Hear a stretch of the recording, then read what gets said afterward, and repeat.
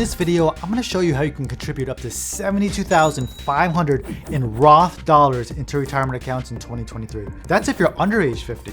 If you're over age 50, you can cram $81,000 into a Roth account. And no, I didn't misspeak, you heard me correctly. That's $72,500 or $81,000, depending on your age, in a single year in after-tax dollars that you can contribute and invest.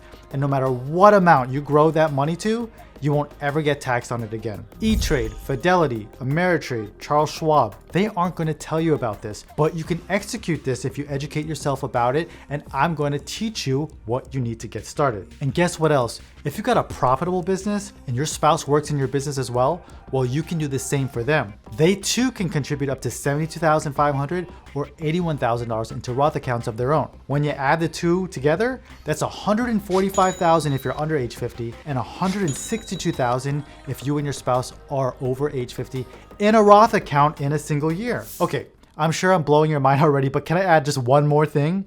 Not only can you contribute that much into the account, you can also self-direct it. What does that mean? You may not have heard of that before. That means instead of investing in stocks, ETFs, or mutual funds, you can choose to invest into crypto, real estate, notes, a small business, or anything else you know or that you have expertise in, so that you can earn a return even higher than what you could get by investing in traditional sort of Wall Street, sort of investments. All right, I know I've said a lot already. Let me start breaking this down for you, but please be sure you watch until the end because I'm gonna give you 4 tips on what you need to actually do to execute these strategies flawlessly. Let me start off by stating a couple of facts that I think are important to lay out here in the beginning. Here's fact number 1. In 2023, the maximum you can contribute to a 401k is $66,000 if under age 50 and $73,500 if age 50 or older. Another fact related to Roth IRAs. In 2023, the maximum you can contribute to a Roth IRA is $6,500 if you're under age 50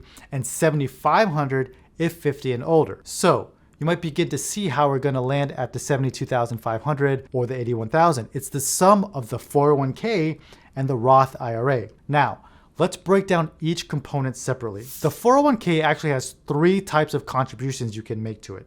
The first type is your salary deferral. This is sometimes referred to as the employee contribution. This is pretty straightforward. Let's say you pay yourself $71,500 a year in what's called reasonable compensation in your business. And you'll see why I chose $71,500 in a moment. You can defer receiving $22,500 of it. So instead of money being directly deposited into your personal account when you get paid, you just simply defer the salary and it's contributed to the 401k plan. So just like that, we've got $22,500 contributed to the 401k plan. The second type of contribution is commonly referred to as an employer contribution, but the real technical name would be profit sharing. Some people call this the employer match. Now, you're actually going to forego this contribution method.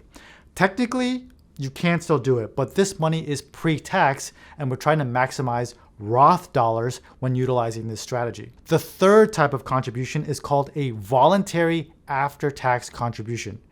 You might have heard of this coined the Mega Backdoor Roth, not to be confused with the Backdoor Roth, which we will come to in a moment. What you're going to do here is make a voluntary after-tax contribution into your 401k plan in the amount of $43,500. This $43,500 is an after-tax contribution, which will then convert to Roth by doing what's called an in-plan conversion. And I know I'm throwing a lot of new terminology at you, but you don't have to memorize all of this. Just bookmark this video and come back to it. Also, your plan administrator is going to help you navigate a lot of this, so you won't be alone trying to implement this all by yourself. So we have the $22,500 salary deferral and the $43,500 voluntary after-tax contribution, which we then converted to Roth. So we now have $66,000 in Roth account. Let me now explain the Roth IRA piece of the puzzle. But before I do so, allow me to take a quick break to introduce myself. For those of you that are new to the channel, my name is Navi Moraj. I'm a certified public accountant who specializes in helping entrepreneurs like you save thousands of dollars in taxes. And I do that by providing free and valuable content here on social media, but I also developed a comprehensive course that transforms you from being a tax novice to a savvy entrepreneur who knows how to implement tax strategies that will save you thousands of dollars in taxes.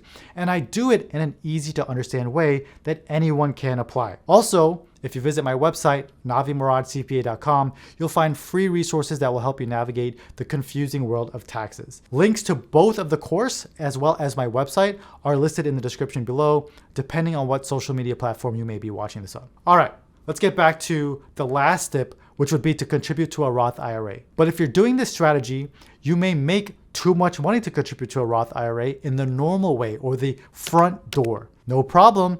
The back door is wide open for you. Don't overcomplicate this. We are gonna do 2 steps here, okay? That's all it is. It's just 2 steps. Step 1, you're gonna make what's called a non-deductible traditional IRA contribution. I know that's a mouthful. But the step 2, we're gonna do a Roth conversion. Now, since your traditional IRA contribution was non-deductible, there's no tax to pay when you do the conversion because you already contributed after-tax dollars. All right, so there you have it. Let's recap. $22,500 401k salary deferral, which is Roth from the start. $43,500 voluntary after-tax employee contribution, which we then converted to Roth. And $6,500 Roth IRA using the Backdoor Roth IRA strategy if you need it. If you're age 50 or older, it works exactly the same, but your 401k salary deferral has a catch-up provision. So instead of $22,500, you can contribute an additional $7,500. So your total salary deferral is $30,000.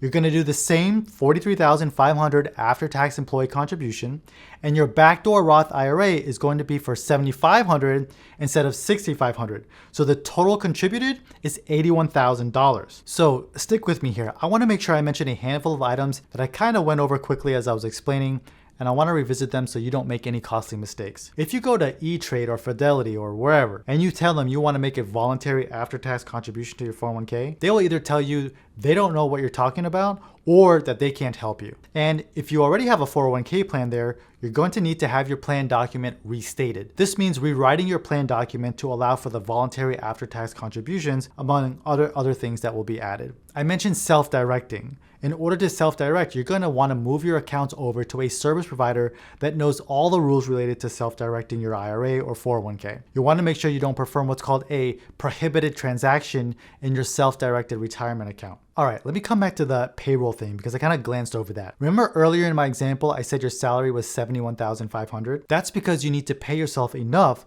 so that after you pay the employee portion of your Social Security and Medicare taxes, which is 7.65%, you'll still be left with enough money to be able to contribute the $66,000. If you don't pay yourself $71,500, don't sweat it. You'll just have to lower the amount of the voluntary after-tax contribution a little bit. If you're 50 or over and you want to max out your 401k, then your payroll is going to have to be about $79,600. And the last thing I want to mention is that if you're doing the backdoor Roth IRA, be sure that you convert any traditional IRAs that you already have into Roth first and pay the income taxes before you explore the backdoor Roth IRA strategy. Otherwise, you're going to get yourself into a messy tax situation. With that said, I'll see you either in the course or in the next video, and I hope that your retirement can be accelerated by maximizing the Mega Backdoor Roth IRA strategy.